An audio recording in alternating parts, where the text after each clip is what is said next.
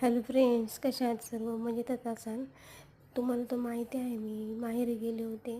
तिकडून आल्यानंतर पाण्यात वगैरे चेंज झाल्यामुळं कशामुळं माहीत नाही, पण मी आजारी पडले होते. बसमध्येच मला खूप त्रास होत होता. तर त्यानंतर सकाळी उठले, मला काहीच खाऊशी वाटत नव्हतं. मी चहा पण पिले नाही. मी यांच्यापुरता स्वयंपाक केला आणि त्यांच्यापुरत्या 4 पोळ्या केल्या आणि त्यानंतर पण ते कामाला निघून गेले. आणि मग होतं शुक्रवारी मग मी थोडंफार बाजारात गेले. मला कांदे टोमॅटो वगैरे गावाला गेले त्यामुळं नव्हतं, मी ते घेऊन आले. लसूण, अद्रक, काकडी, भाजीपाला तर इथं फ्रेश आम्हाला पुलावर जवळच भेटतो, त्यामुळं मी तो फ्रेश लागन तसं घेऊन येते. त्यामुळं आता तुम्ही भाजीपाला आणला नाही काही. आणि त्यानंतर मला मित्रांनो खूप त्रास होत होता. मी थोड्या वेळ बसले, टी व्ही वगैरे पाहून माझं काम आवरलं.